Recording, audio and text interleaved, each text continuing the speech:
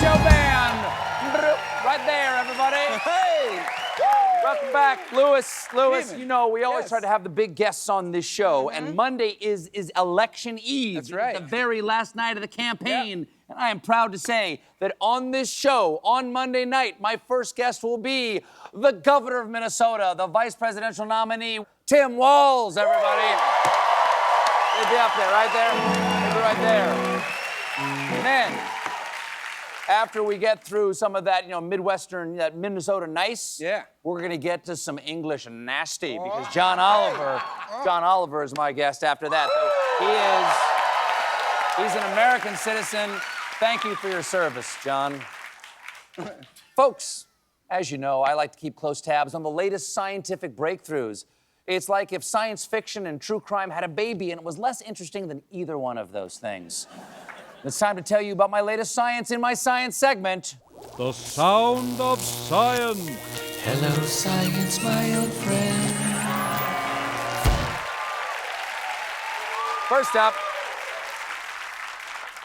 First up, thanks to new research, giant rats could soon help sniff out illegally smuggled goods, which would be a nice change from what we have here in New York, where giant rats are the ones smuggling the goods.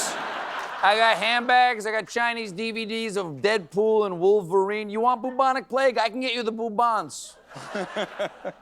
Researchers say the giant African pouched rat has learned to detect elephant ivory and other goods from at-risk species, and also can sniff out landmines and detect tuberculosis in mucus samples. Even the rat is like, I'm sorry, I'm gonna be doing what?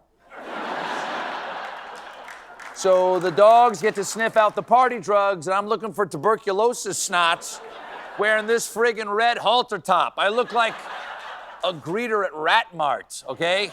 I'm gonna go give birth in a bag of oats.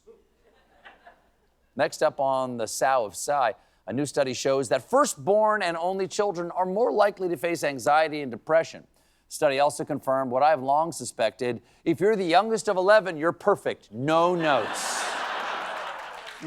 Next up, geckos. New research shows that in addition to hearing airborne sounds, they can use a part of their inner ear to detect low-frequency vibrations, and as such, geckos have a sixth sense. Researchers capture the footage of a gecko demonstrating the ability. I see dead people. Is that John Oliver? Is that Oliver? Wow! I got something, buddy. I got something. Next up, wildlife experts are saying that to tell a right-trunked elephant from a lefty, check the wrinkles. Apparently, an individual elephant tends to bend its trunk toward the left or right when curling it to scoop up a fruit or other object of desire. Of course, an even easier way to tell if an elephant's a lefty is to watch it play guitar. Next up, physicists simulated a black hole in the lab, and then it began to glow. Which brings me to my Sound of Science subsegment. Stop it. Stop it right now.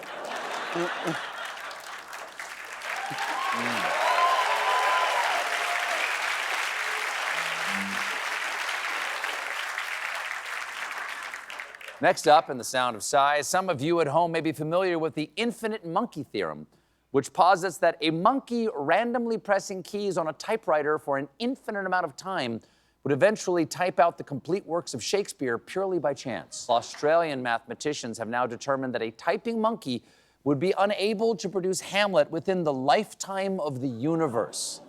And is this true? I'm told we have footage of the monkey's failed attempt under laboratory conditions. To be or not to... Oh, I'm such a hack.